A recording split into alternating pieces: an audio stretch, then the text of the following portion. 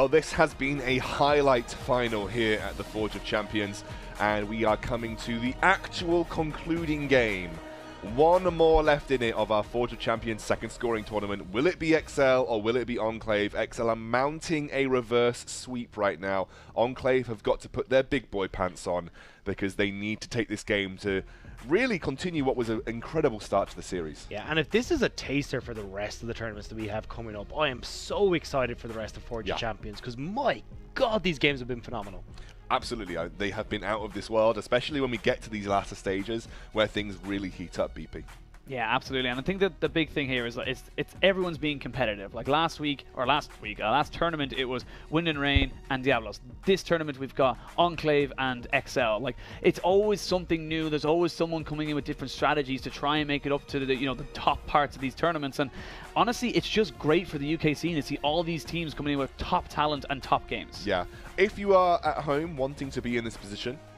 Oh wait, I might be. This sounds like pick and ban music in my ears. I just want to be a little bit careful. But the points are very close right now between every team, including the professional teams.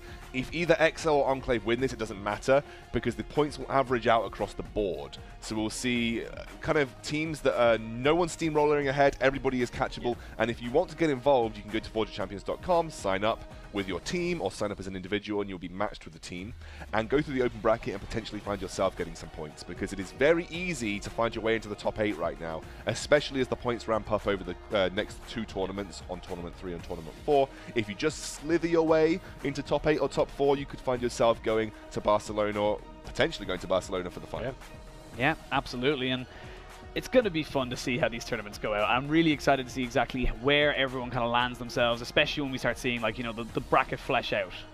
Picks and bans are on the way. The final pick and ban of this entire tournament. Enclave and XL tied 2 apiece. Enclave do have that red side advantage for the last pick this time round. However, XL obviously on the blue side get that first pick. So they're getting rid of the Lucian, actually, which we saw just fall through the draft phase so far. It ended up being picked up by Venzer. So interesting to see that they're now banning. I'm wondering if teams are finally starting to realize don't put Swain in the bot lane and maybe we just go ADC. I don't even think you ban Swain as Enclave this time round. I think actually you can probably ban Yasuo and ban Nocturne. I think that would be the best strategy for Enclave here. Enclave, I just want... Oh yeah, actually Yasuo. I was like, I just want to see the... I want to see the Galio gone, and I want to see the Vladimir gone, but Yasuo as well, yeah. Too many things. Red side sucks. Yeah. Well, that's the thing about these best of 5s. Like, when the series kind of creates its own little mini meta of like what's strong for these 2 teams, and Yasuo and Nocturne apparently for the side of Enclave are just things that they just cannot deal with. So Alistair gets banned here. So XL actually leaving up things on blue side, more banning what they don't want to face. I imagine now you're forcing Enclave to either ban Yasuo or, I mean, that might, I don't think they banned Swain, and no one has been performing on it so far. Galio is a ban you can think about here. Darius takes Sendo off something he's comfortable, maybe. No, I think Yasuo has to be the ban. Yeah. That makes a lot of sense. It does mean you could just lock in Darius, though, is the other thing. So basically, if you're looking at Enclave, you could go through, you could pick up there's lots jungler of good stuff available. Yeah, that's what I mean. You could pick up your jungler, pick up that Sejuani for Monkeys if it's not locked in, and pick up something strong like a Rakan or something for that bottom lane. Vladimir is open this time around as well, so you could pick up Sejuani Vlad, and then that last slot this time around, you lock in that Darius, and you just ban away that the Gnar even and stuff like that we've seen has been strong into it. That's an XL move right there. The Trundle first pick. We saw it in EU Masters quite a lot. Taxa very comfortable on that champion. It also makes Sejuani an awkward pick for Monkeys because it is a good pick into Sejuani. I think it's kind of the best route, though. I mean, what else do you kind of go? The Nocturne's been banned away, and other than that, could go with the Camille jungle, actually. That is, it could be Camille jungle. I don't think that would be Rifty taking Camille in the top lane, surely, that early on into the draft with something like Darius, which can go toe-to-toe nicely. I think it flexes. There is a problem putting Monkeys on something like a Camille. He never really been a carry jungle player, or at least from what we've seen. Obviously, there is likelihood that he has in the past. This is a good pick, though. I love this. The Galio early on. This might even shape up to be a Camille jungle with the Galio going into the mid lane. I was going to say, I actually really dislike the Sejuani and the Trundle matchup, because I think it's like, if you take Aftershock after level 16, it gets to a point where you literally get, like, I think it's like minus 200 armor or something like that. Like, it's ridiculous the amount Subjugate can do to you. So if it is a Camille jungle, I actually really, really like that because it's an adaptation from Enclave. And Quickseth Rakan is up as well. Zaya Rakan locked in for the bot lane. I love this from XL. Venza being given something carry-orientated once more that is good at dodging with its own self-peel.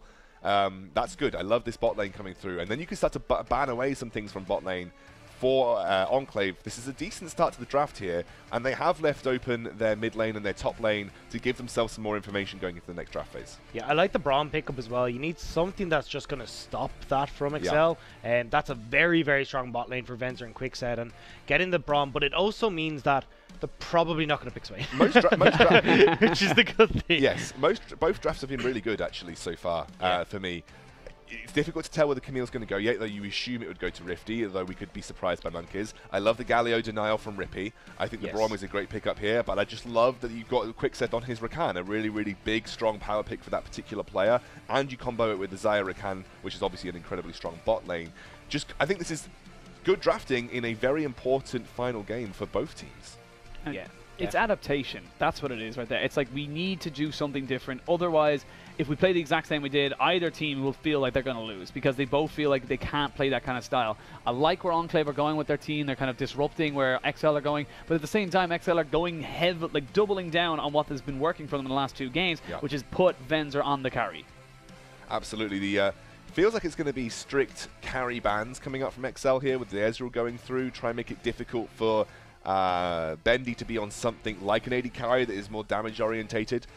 Mundo coming through as a ban, interesting one there. That kind of says to me that it's just Camille top. Yeah. It would be weird to ban Mundo when you kind of have the Darius counter pick if they really wanted to go for it, and you've got that last pick there as well. So you've got plenty to mess around with there. So also also Camille is one of Sendu's best champions, so denying that from him obviously is also important. Sejuani ban here, given that I guess they're reading that it is going to be Camille top with that ban of the Mundo. Yeah. And now it's up to Enclave to show a little bit of their hand with this next pick. They could go Zac. That's the other one to pick that I'm kind of looking at the moment. Lack of damage for me. I would be very, unless you pick Kai'Sa.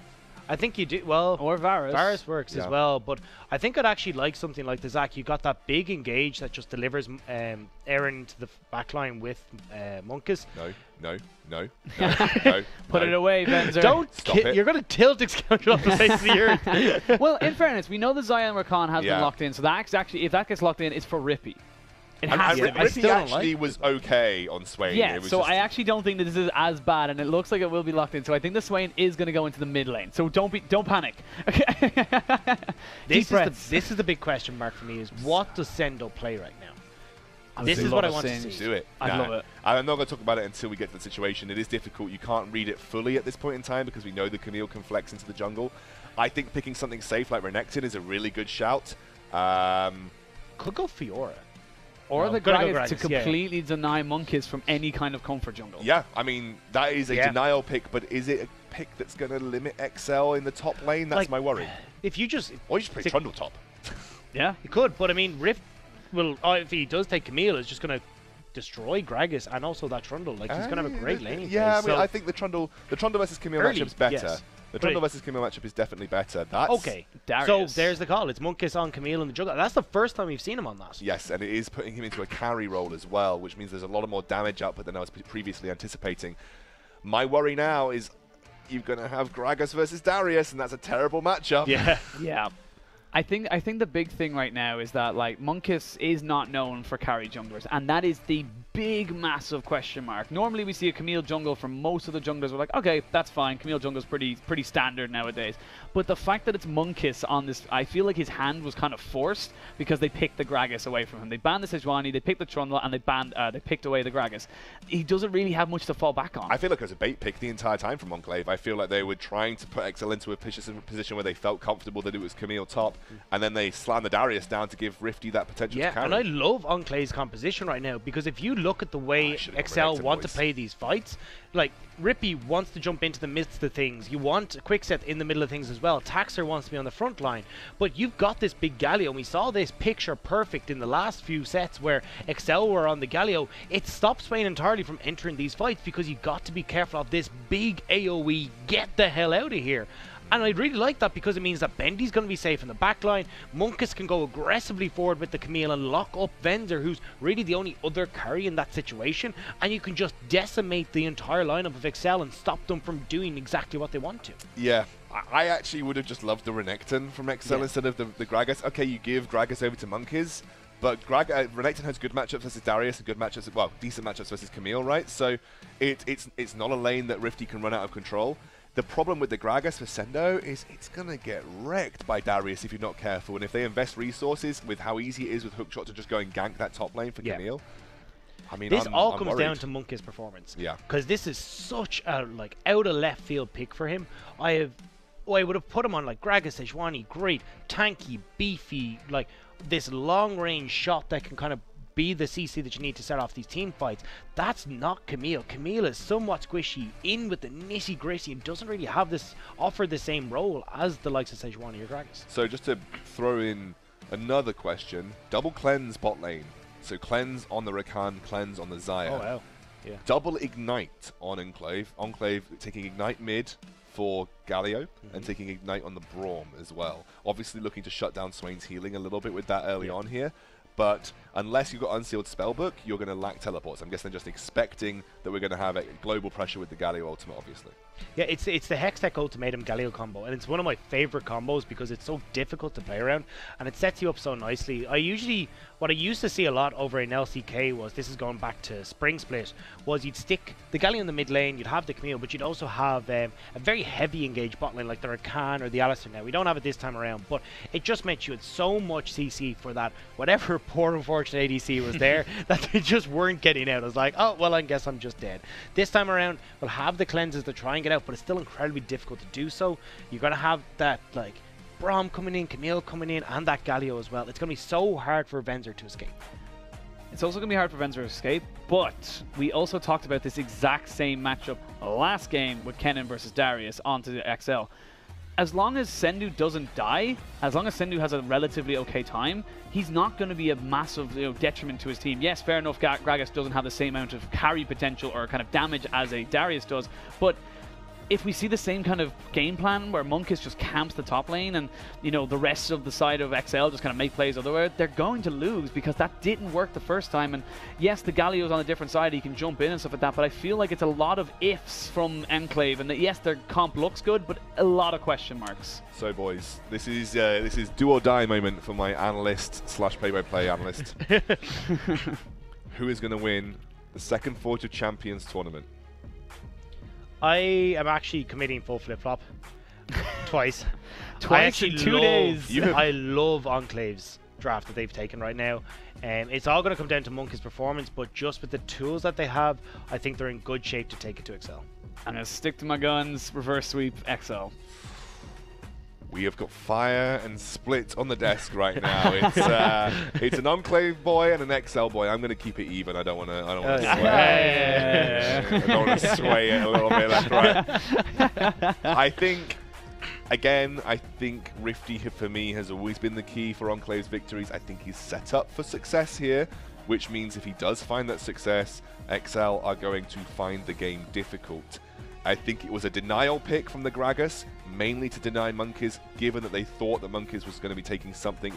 Why you would ever last pick your jungler on red side, I don't know, so that's something that maybe XL had to think about.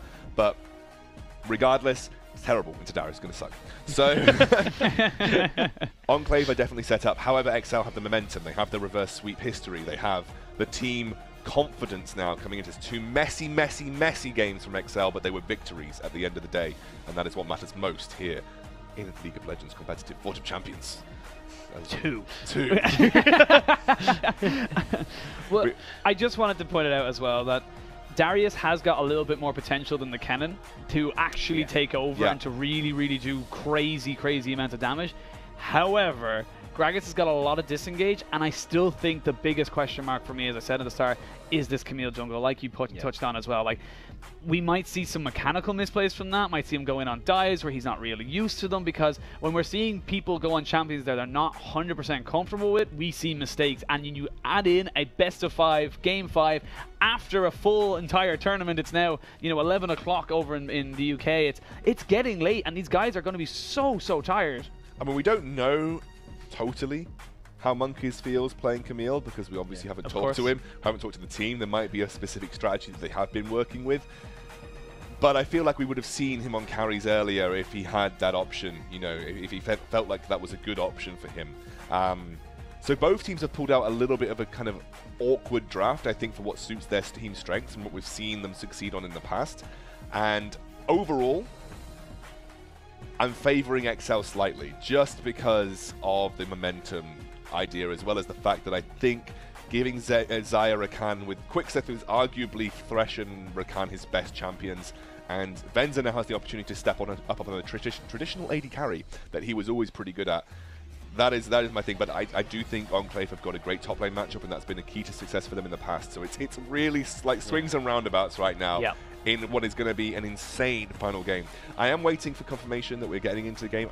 I'm guessing that we're paused. Yeah. It's been a while. Could you imagine if Excel's house just has gone completely down and there's no last game? I would actually cry. Feels bad, man. Can I get Monka S up in the chat? Yeah. No, but I'm assuming there's a pause. Oh, no. Oh, we are in. There we go. We are in. Obviously, we are 2 minutes or so into the game. We wanted to make sure that everything was groovy. This is the final game of Forge of Champions Scoring Tournament 2. BP and Gosu, all yours. Thank you very much, and welcome, ladies and gentlemen, for the final time that we will greet you to the Rift. It's going to be XL on the blue side with Enclave or Enclave, depending on how you enunciate it, on the red. I prefer Enclave. No, not allowed. But we are going to see exactly who has the guts, the garter, and honestly just the kind of general presence to take out the other team and take the championship of Forge of Champions 2. This is going to be so close. There's so many question marks that are just being thrown up by top lane, by Monkus on this Camille in the jungle, Rippy's performance on the Swain in the mid lane as well. And finally we have two traditional ADCs on, two guys that have just been outstanding on just traditional ADCs, and this is, I'm just looking forward to seeing finally these two bot lanes go head to head. This is what we highlighted at the very beginning, was how do these guys match up, and I feel like we've kind of been cheated out of watching these two great bot lanes go up against each other, but finally we're getting this. Yeah, there's the engage coming in as we see Quickstep actually getting a lot of damage there onto Bendy. They do turn it around, but that's still a huge amount coming in there, and I feel like that's definitely something you do not want to have happen all the time. Well, the thing is, don't forget that the bottom lane for Enclave have the summoner spells that are aggressive, heal, ignite, whereas it's the double cleanse for Quickset and Venzer, as Excoundra pointed out, which means that even if these trades kind of are looking a bit wonky, they can still come back and turn it into something great. Would you say wobbly? I say wibbly wobbly wonder, to be honest. They're ice creams, aren't they? They're chocolate. They're chocolate? Yeah. Oh, okay. I was lied. I don't know if that's an Irish thing, though. Maybe just a bunch of UK people are just really confused. Yes. Can you confirm? Confused? Yeah. Confused. Confirmed. Entire nation confused. I can see the headline now. Yeah. Oh, actually, Flash, Ignite, and First Blood from the Galio. Aaron coming in strong. And Monkus now going in with the aggressive invade. Is only level 2 comparatively as well to the Taxer's level 2. But because of the Darius, they have got the momentum behind them. They could potentially get him. But they do see the Flash and the hookshot to retreat. That's going to be a nice little bit of momentum coming in from Enclave, and that's pretty good to see. Yeah, I mean, this is the Enclave that we were seeing at the start. We were seeing this in Game 1, we were seeing this in Game 2, and now it's creeping into Game 3. A very early kill for Aaron, and Monkus was already moving in there, so that was all an aggressive call that Enclave had already decided to go for. It just worked out even better that Rippy wasn't in the lane. And Rippy ending up getting himself a nice little lead in this top side. You talked about it a little bit. He will have the pressure. He will have the lane dominance. But Camille, honestly, Monkus, he's kind of coming across as the, you know, as if he's practiced this, as if he's comfortable on it, because that's the kind of play that you do if you know that you can take on the level 2 guy. Yeah, it's not a case of like, oh, okay, I suppose we'll hang on and just let me farm up. I don't really want to go too aggressive. I'm not entirely sure how this all works. This is like, no, I know I can take it. I know what I'm doing here. So definitely might have cost Excel. Ooh, Rippy. Yeah. I feel like that would have been a kill onto Rippy. Had that taunt hit. As I say that though, Bendy forced the flash away. A lot of damage coming down. Heal forced out of him as well. So there is no summoners on the side of the Enclave ADC, and that is worrying if you're an Enclave fan. Disaster in mid for Excel, but disaster in bot lane for Enclave, and we've got to find out who's really going to come out on top. We're already talking about how strong Benzer and Quickset are together. Having a Zyra can, particularly onto Bendy, who's not on the most mobile of carries on this Varus, means that he's not really going to have much of an opportunity to see himself safely through this laning phase, especially since Quickset has a lot to say about that. And no TPs either on the bot side. We talked about that as well. So it's very punishing when you get sent back, especially when you blow both of your summoners. Rift taking a lot of damage, misses the upper into the tower. He actually goes back in. We saw something similar from Sendu in the last one, forcing himself to flash. Now Sendu has the momentum. Rift, that's not ideal. He TP'd into the tower. He just TP'd and like instantly took 3 tower shots. I don't think he really anticipated what was going on, but this is the fatigue coming out. This is what we're talking about. These little small mistakes that all of a sudden that TP small. Well, it's small in the sense of he didn't die. But he's burnt his flash, he burnt his TP, and he's now given free control of the lane over to Sendo. He was up a good 10 CS in that lane. Now it's all gone away. Yeah, and that CS lead is it's going to maintain for a little bit, but like you said, he's going to lose a lot of it. He could have been 20 CS, now it's going to maintain at the 10 CS, and it kind of just delays him from taking over this game. And we'll have to see exactly where everyone else is, but as I say that though, it looks like Enclave want to go for Rippy with no flash in the mid lane, but Taxer is here. They're going to keep them down, keep them going in. There's the Demon Flare coming in as Aaron trying to get a little bit of damage down, but Taxer just takes him down straight away. Monkiss jumps in with the flash. They do trade it out. It's actually Hado with the Ignite who ends up picking up that kill. It's a 1-for-1 trade. However, XL will be happy because it was a lot committed from Enclave. Yeah, they will definitely be happy that they're escaping 1-for-1, but there's 2 things I want to highlight there. It was no vision for Enclave as to where Taxer was, so he was able to show up and completely turn that around, but also Monk is showing his prowess on this Camille. That is not an easy thing to do, getting that flash just right, coming off of that hook shot. He's looking absolutely stellar on this pick. Yeah, he's looking very, very strong, and Monkiss, I said he was a big question mark for me, but he's coming up with all the right answers, and right now, definitely set himself up. It's unfortunate that the Braum is the one that picks up the kill with the Ignite, but rather have it than not. You know, better safe than sorry.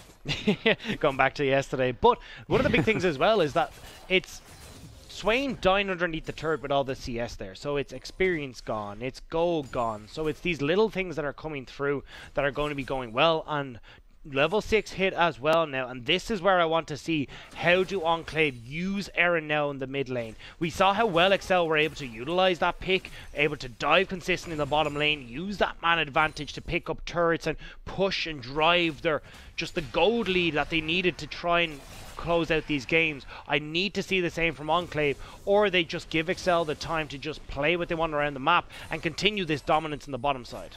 Yeah, not quite sure anyone has told Aaron that you don't get the full benefit of stacking Doran's rings anymore, unfortunately. It is a unique passive that you can only get once, and it's the extra AD onto minions. So he gets a lot more health, which is great, but it's pretty much a dead money once he starts building items. Yeah, I think that's, again, maybe this fatigue setting in. Not exactly like he's a mid laner that's not high up the ranks. He's a pretty decent mid laner, so we'll give him a little bit of health, as you're saying, a little bit of a chance in lane, but we're going to have to see how this now transitions as he's moving up towards that top side. Yeah, see the top side now. Quickset going to jump in here, as Hado does have his Glacial Fissure. A lot of Glacials in the game right now in the meta. As Sejuani, you've Braum, but nothing too crazy going to be happening right now, as we do see a little bit of a skirmish there. You can see in your mini-map for the blue buff. I'm not quite sure if Monkiss was able to steal that away or not, and I think if we can see it there from the observers, maybe he was. Smite is down. Might have been able to get that. Both smites are down. Yeah. But it does mean that if, well, it's less of a chance that it went over to Rippy, who's you really want, because it's definitely not on him. Aaron has a blue buff for himself, so he's going to be able to... This is great. Ooh, Rift. Oh, Rift coming in, but the third aggro has actually been crocked onto Monkiss. Very nicely done there. Oh, Rift, he gets out as alive, and Sendo outplayed Rift, and that is a statement. What is Rift doing? Why are you walking back underneath? Oh, he's done. He's done with the game. No. He's done. I actually think, did he DC? Because he walked back under a tower very, very strangely. But he was using an ability, you know, like there was a weird thing there. So I'm not quite sure. Rifty, you know, he is the kind of. Let's have a look here. So watch. Exactly. This is actually really nice. So Sendo gets a great ultimate back underneath the tower here, which means that Rift is going to take a heap of damage. Monkus manages to take the tower aggro just in time. But this is where I'm curious to see. Like, if I was Enclave, I'm like, look, just back up. There's no point. But Rift. It looks like a weird bit of like no, he almost didn't DC. Nah, he used his W. So he was positioning. He was positioning to try and get the slam dunk there. Although I don't know why he positioned behind the Gragas. That was his mistake. I was just going to say, I think it's a little bit of minion block. And I think there was a weird kind of interaction where like the game was like, oh, we need to pass this way because of that. And I feel like it kind of messed up. But honestly, I actually think he just tilted. I genuinely think he just turned around and said no, and then just decided to quit the game to try and reset. But let's have a look in the mid lane as well as XL kind of come out with a 1-for-1 trade. Like, look, there's no vision control there. Thank you for observers. You can see there's no vision control for Enclave at all there. So when they go for it, it was great. Never move. Great. Yeah, it was great control. But I mean, if you look at it, like, what was the thought process? You can't go for aggressive plays like that without the vision. Now, Enclave did end up picking up the kill that they wanted, but it was just a trade. A little minor micro thing there. Before Swain died, his ultimate AoE went off. He got a huge chunk of the wave that he would have otherwise missed. Little things. I think you might have said that during the game, but regardless, like it was like tiny little thing that actually made that better for XL overall. Yeah, and it's those little advantages that can actually kind of give you a little bit of a snowball. But I think we got to look back onto Rifty because right now, Rifty has had a history, if you like, of kind of taking very emotional and kind of. I mean, let's not invest too much in that storyline because realistically, it could have been a whole host of things there. Yeah. I think in general, though, Rift hasn't been playing well this game. The teleport in underneath the tower, that ended up costing him that early back. Now he's gone in and he's tried. Whatever happened here, he's still now given over a kill, and he hasn't really. Yes, he's up in CS, but I haven't really seen him heavily punish this Gragas in the ways expected. It must feel frustrating for Rifty if you are playing so well across the series and this is the one game where you don't perform. Yeah, I can understand that. Anyway, it looks like we are back into the game, ladies and gentlemen. I think this is actually a replay. It's a replay. This is just a replay. We're not quite back in just yet. We're still paused. Yeah, we're still paused. But you can see actually this is the blue buff that we didn't actually get to see and who actually got it. No, this is level 2 and 3. So this is very early. Yes, this is very, very early. Yeah, so you can see it's just going to be a case of Monkus forcing the flash out of Taxer. And this was where it was a great invade, but it's also, I think this is a couple of seconds where... Yeah. I think we're going to go back to the game, so I'm going to leave you guys to enjoy. Thank you very much, Scoundrel. Thank you very much for your insightfulness and seeing exactly how it all comes together. But at the end of the day, it's still a 1,000 gold lead for, or even not even, sorry, excuse me, a 500 gold lead for Enclave, and that's pretty much just that CS lead in the top and mid lane. Nothing else really crazy. But if you actually look on bot side, 20 CS, probably going to be more towards 10 CS now in favor of Venzer over Bendian. That's where we're looking at XL, and that's where Enclave need to shut down. Yeah, Bendy can't realistically enter this lane in any sort of aggressive fashion. It's just Venzer and Quickset have such a strong combo there, and yes, Haddock can try and block up some of it, but it's really not going to be enough at the moment. Does have the flash, does have the heal back up though, so we'll have that little bit of extra safety there, but still has to be worried about Quickset with that quickness, and also Taxer maybe making his name known in that bottom side. See now where the next move is actually about a 25 CS lead for Rift in that top side. Did give away the kill, so about realistically actually turns out to about 10 CS as Aaron was roaming up. They wanted to try and get the dive on with the Camille, but very smart there from Zendu. Does actually end up mitigating that threat. As we see that though as Quickset does jump in onto Haddo. Taxer wants a little bit more, but Bendy is there for extra insurance. Yeah, they are going to back away, but multiple members seen on the bot side. Looks like we're going to have Enclave try and commit to the top. Aaron just peeking his way out of mid lane to see if he can get up there, but we'll give them enough time. Yeah, and the cleanse comes in, top trumps there as the TP as well as Rippy does join the fight, but it ends up being the Bendy going down first and the tower afterwards as well, as this tower dive is kind of going a little bit awry right now. They do actually end up trading 1-for-1, and that is possibly the worst outcome for the side of Enclave. They are trying to commit so heavily to this, but Sendo has been playing this Gragas incredibly well. He's been getting off the explosive cast that he needs to separate out members. Yes, you could see Monkus was able to dodge it, but it still flung Rift miles away from that fight. And now it's, yes, a kill for kill, a tower going over, but all in all, it's in favor of Excel. The big thing there that we talked about in Champ Select was, does Monkus look to try and do exactly what he did the last time they were in this kind of a situation where they wanted Rifty to get really far ahead and he just camped the hell out of Sendu. He's doing it again, and again it's not working because XL are just working faster at other sides of the map. But why are they not utilizing Aaron at any point in time for this? If you get that third man up into that lane, this becomes very different. Swain does not do well on that push, and that's what I wanted to highlight, was Aaron having that blue buff and it being taken away from Rippy, is that Rippy does not have a way to really effectively push in these lanes, particularly if you take away that cooldown reduction that comes with the blue buff. Aaron should have had free roam in that mid lane, and we've seen nothing out of him. Apart from that solo kill, he's had zero impact. Very, very disappointing as well from that Galio, and looks so promising as well. The fact that he got the solo kill, and it was like, oh, he owns this matchup, he's going to be able to push up. They're denying blue buffs and everything, and it actually looks like they're going for a little bit of a lane swap as they're going to put Sendu into that mid lane, and actually it's kind of just staying there as I see Swain now coming up for kind of guard duty even. Yeah, I'm looking to see now how Excel are going to try and accelerate this game. You've got a very strong Benzer and Quickset lane up near this Rift Herald. They've already picked up the Drake for themselves as well. As you can see, they got the Ocean Drake sitting comfortably underneath their gold lead as well. So, I mean, well, actually, gold lead is pretty even. It's bang on even at the moment. Bang on even, yep. So, I mean, you got to look at where the advantages are for these both these teams on the map. Because if you're Excel, it's on Quickset and Benzer. If you're on Enclave, it's kind of Rift, it's also an Aaron, and where do you have the objectives that you can utilize that effectively? Because right now Excel are playing to their strength. They're playing around Benzer, they're playing around Quickset so they can get the Rift Herald. Monkus is taking a chunk of damage now, which means that they don't really have priority in any of the lanes that they want to play with.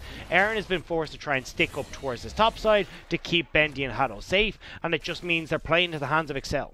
And this is a thing that we kind of talked about as well. The style that Monkus plays is kind of the tanky person who can take a couple of hits and just kind of wander off on his merry way. But we actually see the Rift Herald immediately being used into the mid lane here. All four members of the side of Enclave, apart from Darius, who's actually coming in now, trying to react to this as quick as they possibly can. Will get a lot of damage. Galio is off to the side, was picking himself up a blue buff. Will actually get knocked up, does not get the taunt. Glacial Fissure from the Braum doesn't really do much. The Rift Herald has done about half the damage. You'll be happy with that as Enclave though, unless Bendy gets caught out, is forced to flash. But overall, if you can keep that mid tower safe, you got your opportunity now. You can start to get Bendy farmed up. You can get Aaron to a point that he's at level 11, can have that little bit of a bigger range on his ultimate and be more impactful. The problem is that the lockdown for the side of Enclave is kind of now on a little bit of a cooldown because the Corrupting Chains is down, and also so is the Chain of Corruption, excuse me, and so is the Braum ultimate. As I say that though, here we go with the Galio ultimate coming into it. Tower goes down. They're trying to get on top of this Zaya, but Zenzer has got the cleanse. Zenzer has got the flash. It's not quite enough. Camille does get traded out for him, but Aaron is taken so low, and we're seeing the power of this Darius trying to just come into this. He gets a lot of healing, but it's just not enough. Gragas gets revenge, and Gragas is the one who picks up that kill. Rippy trying to come in, forces the flash, and they're going to be able to back away from this one. Ends up being a 2-for-3 trade in favor of XL as they also take the tower. Bendy was taken solo at the start of that fight that he was afraid to enter in case he got a wayward cast his direction. Meant that he didn't have the damage output to match with Monkus and with Aaron. It would look like the engage was picture perfect. They knocked up almost all the members apart from Rippy, who went stasis. But it wasn't enough. No follow-up damage meant that they took out Venzer. But look, we'll have another look at this one. As you see, Hado gets knocked up, and this is great. Monkus goes in. This is the combo we were talking about. And look at Benzer, it's just gone pretty much straight away. But Camille also gives her life at the same time. And look at Bendy. At the entire time this is going on, that's 3 crit hits there, and 1 auto. There's your E, and he's out of the fight. That's it. He's done absolutely nothing, and that's because the flash was burned because of the play underneath the turret beforehand, and he's already at half health before he goes in towards anything. Yeah, and the kind of note as well there is we talked about it a little bit just before we went into that fight. No Glacial Fissure, no Chain of Corruption. Like, the lockdown that you require to keep everyone in that area isn't quite there, and it would have been so perfect considering the Galio ultimate was just so good. And if you're looking at Enclave, that's got to be disheartening. especially if you're Aaron and Monkus, because that was the fight that you were looking to take. But unfortunately, with nothing to follow up, no chains of corruption, as you said, no glacial fissure, again, as you pointed out, it kind of just fell flat on its face. They need to find some way that they can get that same fight, but before they have to use all these defensive ultimates. Obviously, Bait of the Ruined King finished up there for the Varus. Bendy going to be feeling pretty happy about that. Triforce as well finished up for Rift. So he's now in full split push duty. Rod of Age is actually first item for Sendu on this Gragas and has a little bit of armor, but not a huge amount. They're going to be waiting to see if they can get many more things off of this. As XL not so far into the game, only about 800 gold or such, but definitely feeling a little bit more confident. Yeah, the Rod of Ages is actually a little bit different, and it's kind of Sendo feeling confident, because usually you see much more like Iceborne Gauntlet, something like this. I know you kind of want that extra little bit of health or something against the Darius, but it's still a curious pick and gives him a lot more AP if he is working up towards the Iceborne Gauntlet with this Glacial Shroud pick up now. Yeah, they get the top lane outer turrets. That is all the ring of outers taken down. Gragas still in his bot side pushing up. Has got a decent push, but they are giving up this mid lane tier 1. Rippy does need to be careful as he comes in, but it might be a flank coming in from both sides as we see now. Enclave going towards that bot side. Gragas is available to go in on top of this. They have got the Rakan as well. We may see an engage coming in. They're just a little bit behind the play because he quick said he's looking. He's trying to search for something, but he may have been caught out. He actually gets the charm. Nicely done. They actually have to use the Hextech ultimatum on top of him. Here comes the Galio. Hero's entrance. Rakan is the first one to fall. Tom not quite going to land onto anybody. Trundle now caught in a really compromised position. He goes down at the 2-for-none trade in favor of XL as the flash comes in. They're going to try and grab onto Sendo. He does get caught. He does get dunked. And that's going to be a dragon over to Enclave. Great fight for Enclave, but the setup was from Sendo. Bendy had got caught up. There was nowhere for him to run. Didn't have the flash available, and the explosive cast knocked him to safety. They didn't get him into the right position, and he was able to then free hit from the back line, safe behind the beefy members of the Enclave front line. Sendo, we were talking about how precise he'd been with his explosive cast, how he'd been looking great on this Gragas, but it all comes to naught when you come to this team fight. You can see it here. Bendy is completely separated and is kind of on his own. Quickset's in a great spot to get onto him. Camille stops him, but watch the cask here. Actually separates Bendy straight towards the back line, and he's completely safe. Then it's Taxter's free. Venzer can't get past Aaron here, and it's just all falls down around Excel. Yeah, definitely not the fight they wanted right there. And Rift getting the dunk in. He's going to be feeling good about that. They get themselves a Mountain Drake as well. And with the Varus, with the Galio, and with the Darius, they've got and a Camille as well, excuse me. They have a very, very quick Baron take.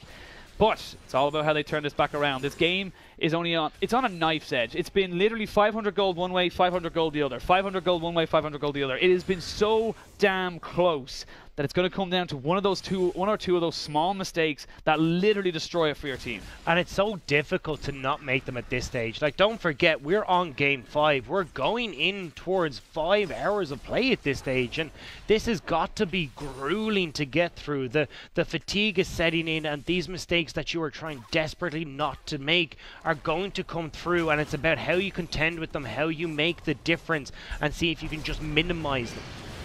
Minimizing mistakes, maximizing your potential. That is the name of the game from both these sides, and you can tell that they are giving it their all. They've gone with pretty, as we said in the chat, pretty unorthodox picks.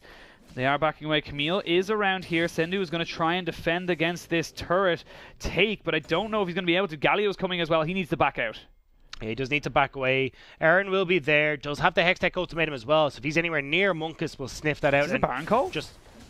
This is the Baron. This is the Baron call. They're going for a sneaky little Baron. They know that the Galio was the bot side. The Camille was also there. Braum is going to be there. But honestly, they actually got a pretty quick take. They can get this down pretty damn quickly. They know they have got a vision on it now that it's being taken down. XL have to back away. I don't think they have it, but they're going to look for the fight. Yep, they're going to look for the fight right now. Hado just get the stand behind me, and the Glacial Fissure. Chain of Corruption does land, does get a lot of damage down. Ooh. Not quite able, but here comes the Camille, and goodbye to the Camille. Hero's entrance, not able to do much there. They just jump onto the Bendy Varus and get so much damage down onto him. Now Hado's in a lot of trouble. He's no flash, he's nowhere to go, and he's going to get taken down. potentially. Yes! The cast does hit him on top of that one. Darius, though, is still in the bot side. He's still pushing that in. This could potentially be a trade of an inhibitor for a Baron. I don't think he'll get onto the inhib. He's still trying to tussle with that Huge tier wave. 2. It is a very big wave, but he just doesn't have the damage. He's only got the Triforce right now, and when you get the Baron Empowered recalls, they're going to be back very, very quickly. Enclave have just handed the Baron to Excel on a silver platter. It was a big, big call. As we said, though, Baron isn't actually quite being taken down. This is just Aaron's call. He's just saying, keep them there. Keep them at the Baron pit so I can take this inhibitor, make it a little bit worth. They have got Camille. It won't have any smite available for the Taxer, but they do get the inhibitor turret, and that is big. It is big. Rift is still able to split push, I'm assuming, against this Gragas, although Sendo has managed to pick himself up 4 kills at this stage, but where'd those come from? I have to look at the positioning that is coming through from several key members of Enclave right now. Monkus has not built tanky, which is what we kind of see coming through from some of the Camille's that are going for this jungle style. It means that he's just getting demolished before he even hits these fights. You saw it right there. He went in, had the Hextech ultimatum, and was deleted before Aaron could even enter the fight. So without that combo there, it's very hard for them to keep members of Excel in the grips of that big AoE ulti from the Galio. And as well, Bendy was just off on his own. He didn't even have Hado there to help him. Yeah, we actually see, we'll have a replay coming in right now, and this is after the Camille comes, or just before the Camille comes in and gets absolutely deleted. Yeah, this was, so Chain of Corruptions were used here, and look, just straight away she's gone before he can even arrive in, and just means that they can all escape away from the Galio ult, and then Bendy's just left on his own. Like, everyone has already gone up here. He's still at Flash at that point, and can't even make it out a river.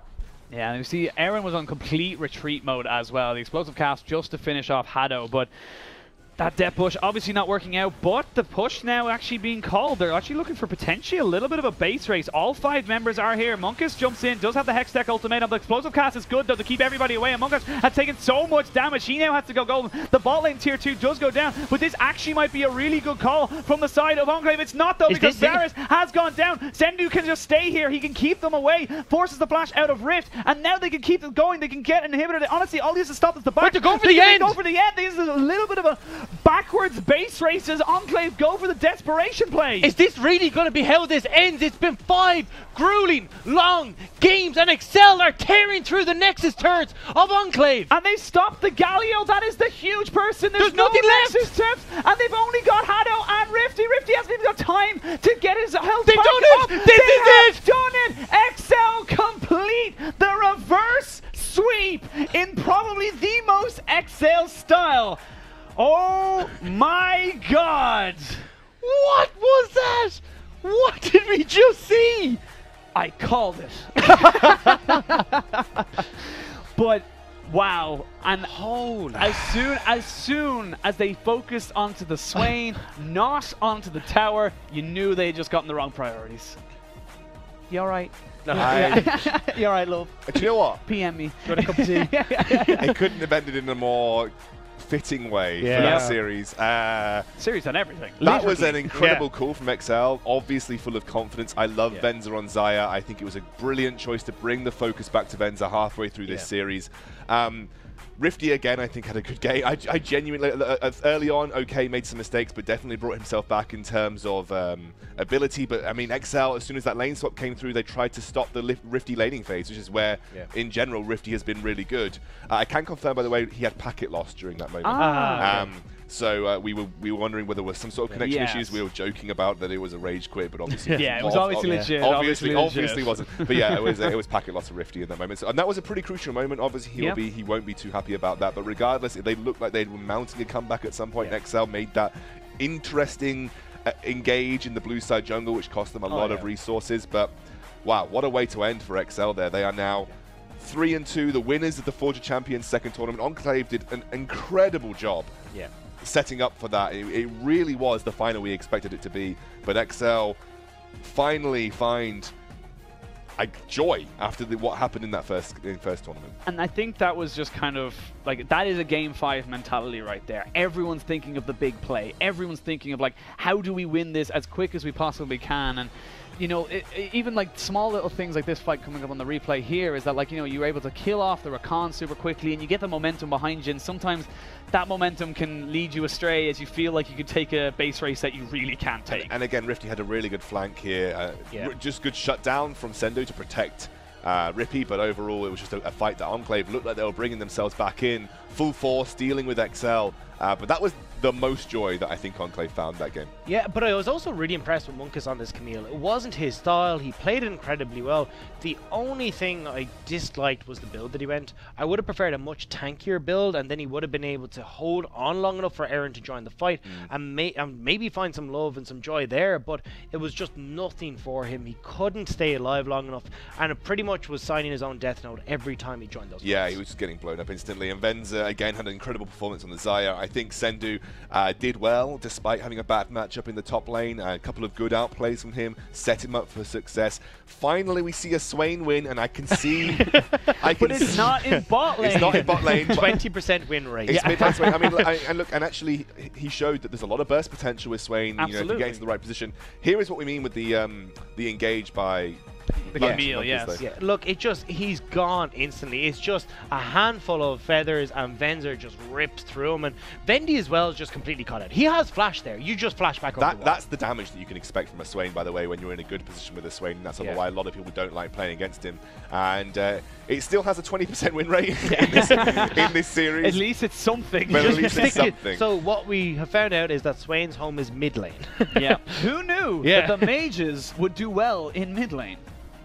Who would have thought? Learned something new. So, as this concludes, obviously we will likely have a replay of that amazing base race moment that we saw between. I think Enclave unintentionally engaged in the base race there. I think they dove in against the Swain, who has the Zhonya's obviously, and it makes him very hard to take down, as well as having his demonic form, which makes him also incredibly tanky and gets all that healing through as well. They made that decision, like you said, to focus on trying to get the kills. Maybe they were trying to snowball that for an inhibitor, but XL had committed all those resources, and then Sendu did a great job of stopping everybody from backing. I don't want to say what a BD call from these guys. It was an incredible call from these guys to go for that at 25 minutes, and when every game has been about 40 minutes long, to go for that 25-minute call to just rush the base and get success out of it was incredible. Yeah, you can almost imagine from XL, like, they looked a little bit more kind of together, I suppose, in that call as well. It was very clear, you three there, us two here, we can deal with this. And you know, I feel like Enclave were kind of clutching as such. They're kind of like, okay, cool, we gotta go, we gotta push for this because we're not gonna win that base race, and they're gonna take more towers than us. Oh, we gotta kill the Swain because he's gonna stop us, and then it just kind of all fell apart because a couple of voices potentially going at it, and it just doesn't work out for them in that way. So this was that cool, by the way. This is where you can see the base race now. Heavy commit with the Baron, with obviously Venza, who is one of the prime damage dealers, the incredible tower taking potential of him here. Enclave commit to the mid lane. They're looking to go for essentially a 5 versus 2. I think they want to try and end the game off this. I guess the way they're looking is that they want to try and end the game.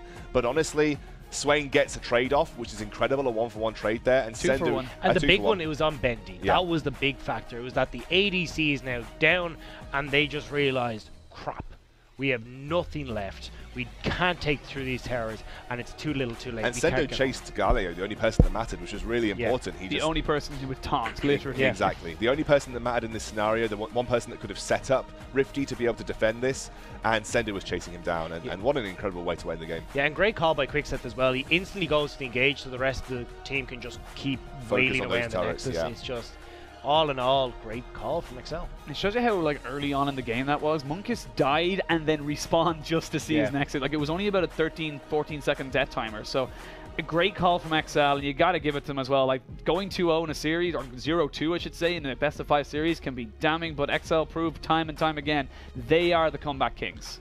It's kind of becoming a meme now that they reverse sweep every grand final series, or every best of 5 series that they're in. They didn't against Misfits. They nearly did. Yeah, nearly did. But it was quite. I mean, it was very much in XL style. And honestly, that leaves us at the end of this Forge of Champions tournament. We're going to wrap Forge of Champions 2, which is the second qualifying tournament for Forge of Champions, up here in XL, taking the grand prize, the lion's share of that small prize pool available from the 50,000 total, as well as the most points on the board. Now, I'm not sure, we might have an updated points table for everybody, but it is worth noting that everything is quite even right now, because we had Diabolus win previously. A lot of the teams that you saw ending here ended high up in the previous tournament, so the actual tournament points are all quite level at the moment. Yeah, there's no massive spikes as such. Yeah. We're not seeing one team run away with it. Like, you know, like as you said, you know, last tournament it was Wind and Rain and Diablos in the final, with Diablos winning. Diablos dropped yesterday, and also, you know, in the first tournament we had Excel and Enclave not having great showing, so everyone's just kind of leveling off. I think Excel and Enclave were both knocked out in the second round, so they didn't even get to the semis. So yeah, I mean, they got to the they were knocked out in the quarters, I believe. Eminem knocked out XL, and I think Enclave didn't make it either. I think they might have played Diabolus actually. That might have been yes. The idea. So obviously both those guys have now made up for those round of 8 performances, and now they are the ones reaping the majority of the points, whereas the likes of Diabolus are down a little bit further. But overall, what's most important for you guys at home is if you want to take part in Forge of Champions, be casted, be on the main stage potentially if you do well, you can go to forgeofchampions.com, sign yourself up or your team, and you can also sign up and find a team on the website matchmaking system. You can then compete in our open tournaments. The tournaments, as we explained at the start, are split into 2 types. We have an open tournament where 64 teams can take part. The top 8 qualify for the tournament that we have just casted here, which is the qualifying scoring tournament. And obviously, if you do well enough, with the points being so level right now, you could actually find yourself making your way to either the EU Masters or even making your way to our grand finals, which will be played in Barcelona here at the LVP Studios. So plenty to play for. £50,000, the total prize pool on the line. What is stopping you guys? Go and sign up at forgeofchampions.com. And if you want to follow all of the updates for Forge of Champions as we move on to our next tournament, which will be Forge of Champions 3, you can go to Twitter, LVP UK. You can also catch all of the action that you may have missed on stream at LVP UK on YouTube as well. And the hashtag will move. If you want to talk about it, Forge of Champions in general, just use the hashtag Forge of Champions. But next week, beginning next Wednesday, we'll be using the Forge of Champions 3 hashtag, which will be Forge of Champions. You can see Forge of Champions 2, that was for this tournament. Next week, we'll be using Forge of Champions 3 as we move on to our 3rd qualifying tournament. But we are officially halfway now, boys. Halfway through those qualifying tournaments. Would you say that's 50%? Or well, given we have the grand finals, but yes, we are sort of reaching the point where you can see teams are likely to be qualifying for our top 8 now, and XL, Enclave, Diabolus, Eminem, all these squads who are kind of up there in the point standings, they'll be in a good position to potentially find one of those top 8 spots. But like I said, anybody from home can come and usurp that if you are a League of Legends god in the UK or even in Europe and you want to sign up with a UK team. As long as you have 3 UK or Irish friends. As long as you have 3 UK or Irish friends. 3 UK friends. Let's not beat around the bush here, okay? I know, we have a silver 2 AD silver carry. 1. Silver 1 AD carry from Ireland over here. We have a rank undisclosed. I think I'm plat 2 now, so I haven't got to play to get back to Diamond yet. We're actually going to sweep back and have a look at the damage of that last game, apparently, and you can see, Swain did something. Galio, though. Yeah. Swain still did more, though. Swain, that was a good good game from Rippy, but because it was so short, obviously, the likes of Xayah are not going to have that damage up that they did previously. I was going to say, I don't think Xayah actually had a kill at all. I'm pretty sure she didn't have a kill, but the Varus number is very low. I think, Varus does less than Rakan. Yeah, that's a bit of a meme. I think he struggled to get into the fight with the way that the fights were set up. Like if you got into a bad position and a Trundle pillar came down, you were sitting duck for a Xayah route, you were sitting duck for Rakan, you were sitting duck for Swain. I mean, as a low mobility AD carry, this is your worst nightmare composition almost to head into. And he just got quacked. Yeah, he got quacked. Absolutely quacked. Well, you got to say it, like, why not Lucian? It was left. It was banned. It was but they could have taken that first rotation. No, it was banned. No, it was banned. It was literally the I'm really bad at remembering. Do you have this? Yeah, and a pen. And a pen. I do. But the pages keep falling out, which is why I've been tucking them underneath here. So it's still right on the page there, Gosu. Anyway. That about rounds it out. I don't know. I'm going to make sure before I said to goodbye. I don't know if we're going to have an updated point schedule. So because I don't have a talkback function, I'm just going to say. Just talk to the camera. We don't. Yeah. So yeah, I mean, realistically, regardless, this has been a fantastic tournament for a lot of these teams, and seeing the way that they've been growing each time. Like, the difference between these teams in Forge Champions 1 and Forge Champions 2 has been night and day, and seeing how they're going to then progress on in these tournaments are just going to be fantastic. Yeah, I think and XL going from strength to strength, like you said right at the start of the broadcast. XL, or right at the start of our sort of this week, you said XL are a team that grows in strength. You weren't sure they were going to be good enough yet to take this tournament. Looks like they have hit their prime time already. Yep. We are, I think we're just waiting on a tweet. I think we have a tweet from one of the, I would guess one of the teams or one of the players, just to see how they're feeling after that. Obviously, I'm guessing it's from XL. Let's have a look if we've got the tweet. Oh, it's from Sendu, 0-2 to 3-2. Hate the XL curse, but at least we won Forge of Champions 2. Feel pretty bad for Enclave's bot. Oh, wow. Oh. I mean, to throw a bit of salt on the wounds there, Yeah. I think he's probably a bit salty about how much he got capped I was going in to that say, series. it's like that's him just kind of going, you camped me, but you still lost. I'm still salty, though. However, I mean, they came through, and Sendu definitely did have a rough time of it versus Rifty, Yep. and Rifty was a great laner, one of the stand-up performers from Enclave. Do agree, there was a lack of resources given to the bot lane, but look, we could talk about semantics for hours in that series because it was a wild, wild ride. But XL take it 3-2 in true XL reverse sweep fashion. Ladies and gentlemen, we will be back next Wednesday, I think. Possibly? Yeah. Possibly. Was that a hold on?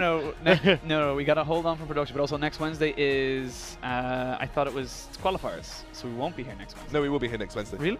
Yeah, we will be next Wednesday. Oh, okay. It's every week. Forge of Champions is every week on Oh. Thursday and Wednesday and Thursday. The reason I stopped is because production told me Yes.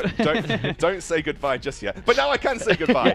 Right, ladies and gentlemen, thank you so much. We will see you next Wednesday at the same time, 6 p.m. UK time, where we will begin another round, the Forge of Champions third qualifying tournament. It's been a pleasure, and congratulations to XL, commiserations to Enclave. They both showed an incredible final here. We'll see you next time. Oh, actually, Flash ignite. They want to go for Rippy with no Flash in the mid lane, but Taxer is here. They're going to keep them down, keep them going in. There's the Demon Flare coming in as Aaron trying to get a little bit of damage down, but Taxer just takes them down straight away. Monkiss jumps in with the Flash. They do trade it out. It's actually Hado with the... Aaron has a blue book for himself. He's going to be able to... This is great. Ooh, Rift. Oh, Rift coming in, but the third aggro has actually been crocked onto Monkiss. Very nicely done there. Oh, actually, he gets down as alive and Sendo! Out! Aaron just peeking his way out of mid lane to see if he can get up there, but we'll give them enough time. And the cleanse comes in. Top trumps there as the team...